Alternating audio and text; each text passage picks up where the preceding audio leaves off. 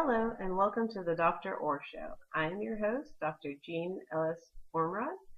After I was done writing my 8th edition of my textbook, Educational Psychology Developing Learners, I thought it would be fun to interview some of the many great and historical contributors of the learning theories we study today. Our featured guest this week is Jean Piaget. Hello, I'm very excited to discuss my theory of cognitive development with all of you today. Thank you, Dr. Piaget. What do you say we dive in and get to the meat and potatoes of your theory? How would you define cognitive development? The meat and potatoes, as you call it, is the idea that as a person's body grows, so does their ability to learn and understand the world around them. Interesting. So, are you saying that infants are like little sponges absorbing knowledge? No, Dr. Ormrod. In fact, I am saying quite the opposite. Allow me to explain. My theory has 6 assumptions. First, that children are naturally curious about their world. Secondly, because of this motivation to learn, they behave as little scientists would, actively constructing knowledge about objects by experimenting with them. Like a baby putting a toy in his or her mouth. Yes, exactly. The baby is learning that the toy is soft, furry, or tastes good or bad. The baby is constructing his or her own knowledge about the toy. This is my second assumption. So, what would the baby do with this information? From the moment we are born, our brains start to develop a cognitive process, creating groups or categories to store information.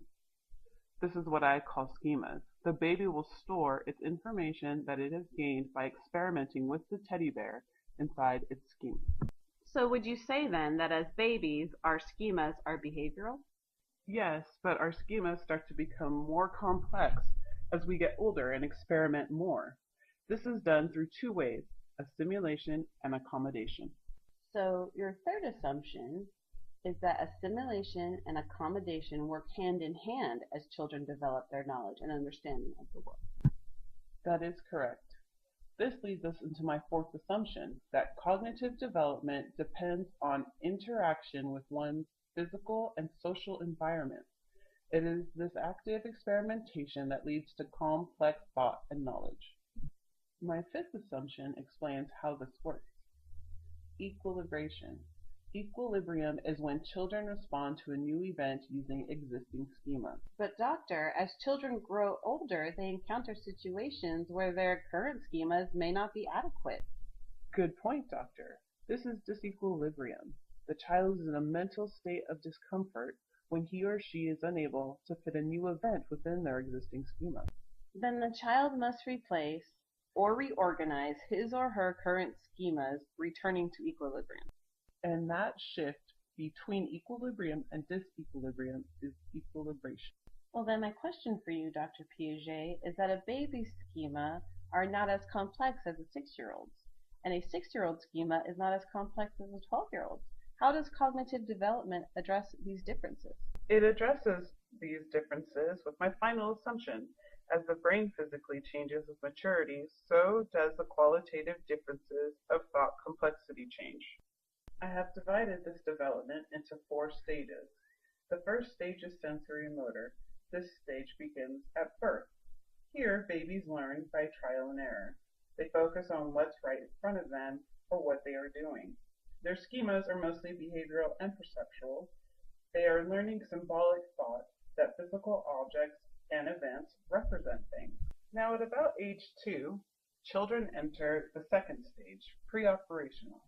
This is when language rapidly increases, imaginary play starts to be more extensive, and even though they do not think as complex as adults, they do have an intuitive thought process. The next stage is the concrete operational stage. This stage does not begin until about age 6 or 7. At this stage, the child learns that another person's perception is distinctly different than theirs. They also learn reasoning, however, it is about concrete, real-life situations. Now the final stage is called formal operation.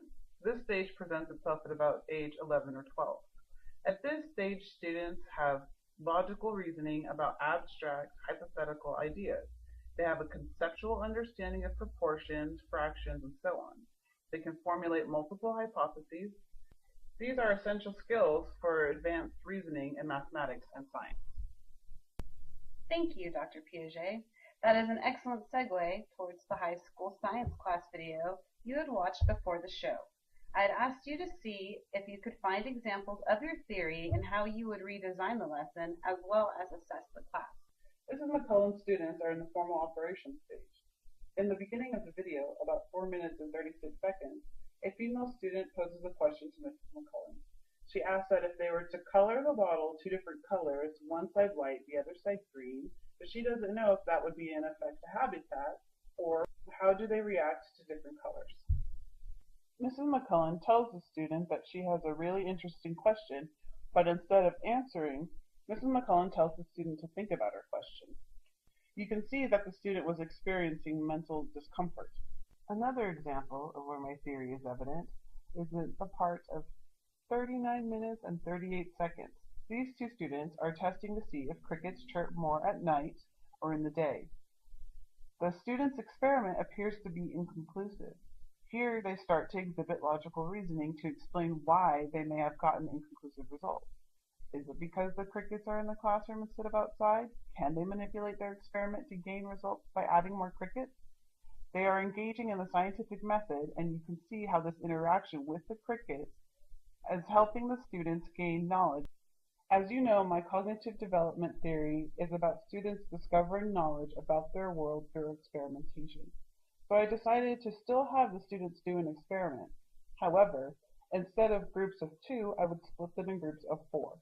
In that group of 4, they would have to decide on one purpose, but predict 2 different hypotheses. The group of 4 would split into pairs, Group A and Group B.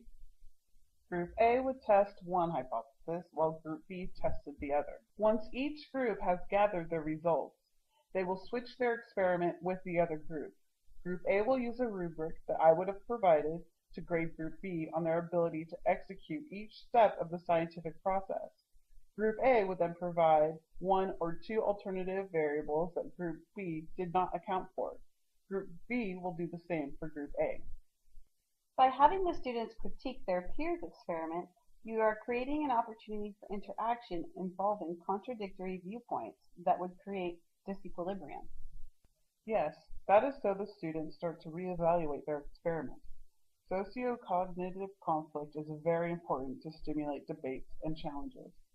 After the students critique each pair, they will join together as a group and present their collective purpose to hypothesis, results, and critiques. Then, in their collective conclusion, they will suggest their alternative variables for future experimenters. And how would you assess your students, Doctor? I would have 2 rubrics, one for the peer-to-peer evaluation regarding proper implementation of each step of the scientific method. The other one would be for me to evaluate the students' critique and participation in the group presentation. Thank you, Dr. Piaget, for a deeper look into your cognitive development theory. Even though critics say that Piaget's description of the processes that propelled development can be frustratingly vague, one thing they can't criticize is the foundation that Piaget laid with the nature of the questions that he asked and tried to answer about how children think and reason. Thank you for joining the Dr. Orr Show today. Next week, we will interview a Russian developmentalist, Liv Vygotsky.